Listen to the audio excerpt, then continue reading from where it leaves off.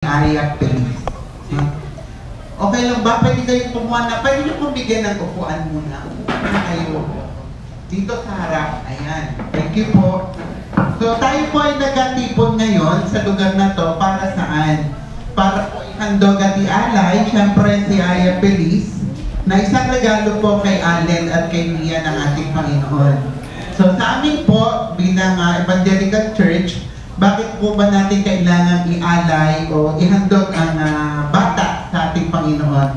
Alam niyo po, ito po ay isang sagradong gawain upang lumaki po at makilala ni Aya ang ating Diyos po at mapaglikuran niya ito pagdating ng tamang panahon.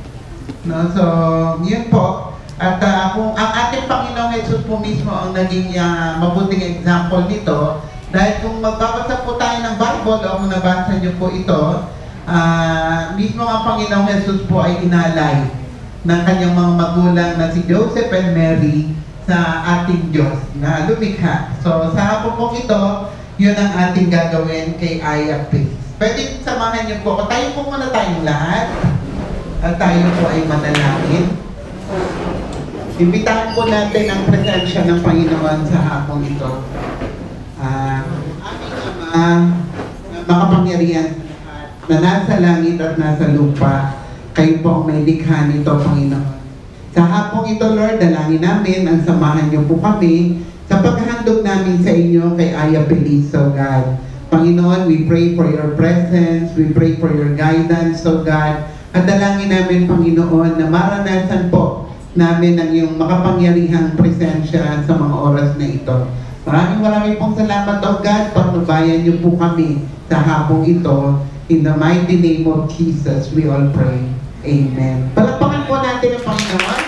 Pwede na po tayo maupo. Lord, at yun ay ang ihandog sa iyo ang batang ito na si Maria Aya Feliz, O God.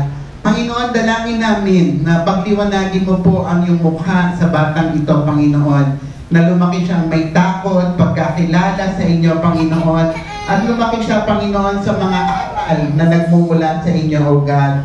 Panginoon, ilayo mo po ang batang ito sa lahat ng sakit, karamdaman, Panginoon, at lahat ng uri ng sumpa, O God, na meron sa kanilang pamilya. Pinuputol namin ito sa pangalan ni Jesus, O God. Panginoon, wala ng mga sumpa, ng mga sakit, karamdaman, o anumang sumpa, Lord, na meron sa lahi po o angkan ng bawat pamilyang ito, Panginoon.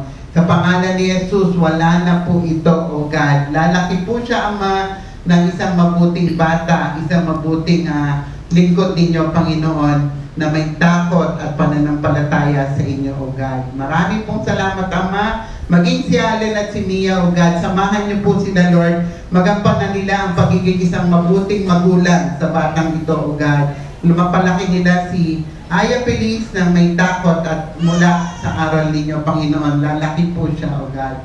Salamat, Lord, at kami po na naririto, ang mga ninong at mga ninang, ang mga magulang ni Mia at ni Allen, Panginoon. Tulungan niyo kami, O God, na matulungan din namin ang mag-asawang ito sa abot ng aming makakaya na mapalaki po si Aya Feliz ayon sa iyong dakilang kalooban. Maraming pong salamat, Ama. Napakabuti niyo nga po. Pagpalain niyo po ang bawat isang naririto, O God. Salamat po, Panginoon. Ito po lahat ng aming panalangin sa pangalan ng Ama at ng Anak at ng Banal na Espiritu Santo. Amen. Amen. Palakpakan training of your child.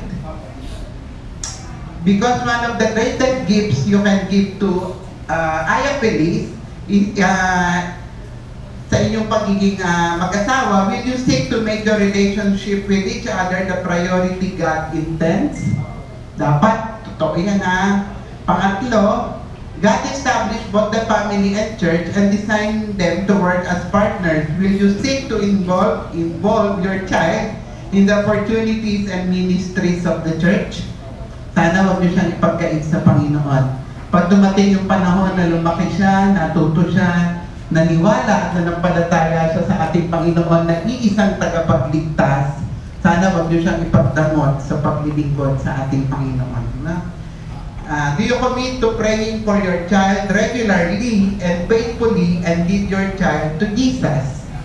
So huwag nyo kakalimutan, ipag-pray, hindi lang ipag-pray ngayon ha, regularly. Ibig sabihin ng regularly, araw-araw, no?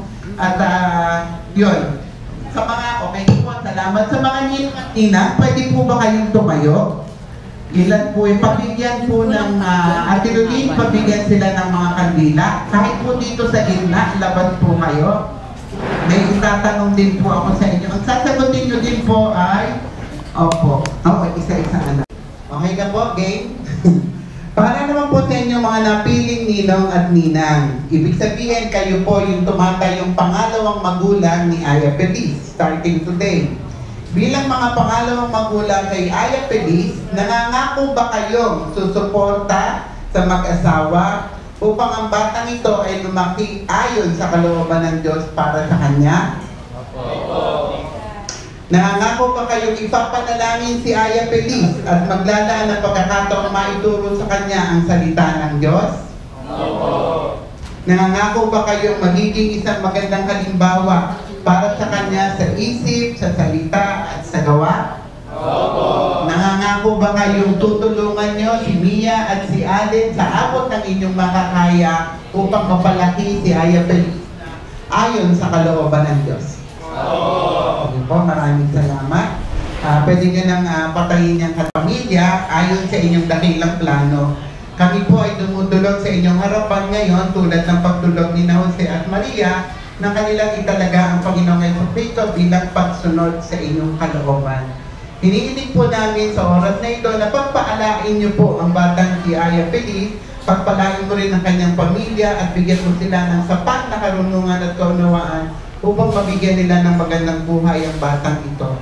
At higit sa lahat, Panginoon, hinihiling po namin sa inyo na hayaan mong lumaki ang batang ito na may banal na takot at pag-ibig sa inyo. Ito po ang aming dalangin sa pangalan ng iyong anak na Jesucristo na aming Panginoon at tagapagligtas. Amen.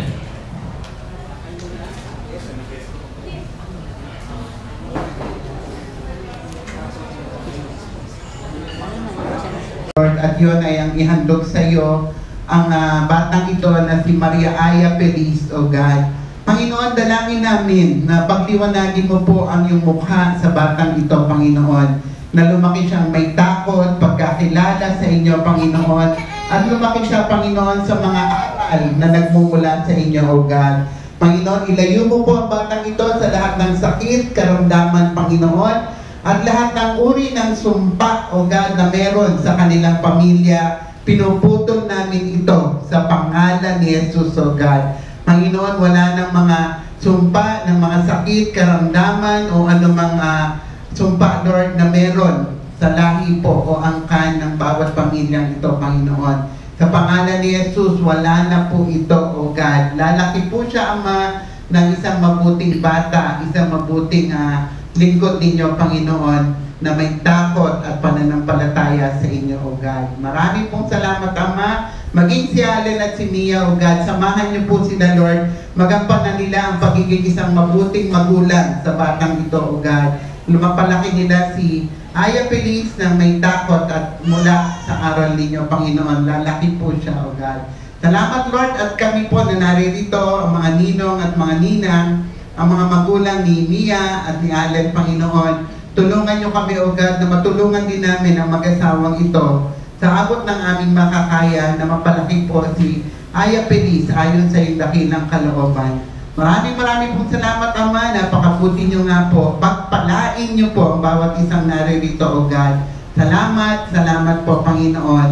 Ito po lahat ng aming panalangin sa pangalan ng Ama at ng Anak at ng Banal na Espiritu Santo. Amen. Amen. Palakpakan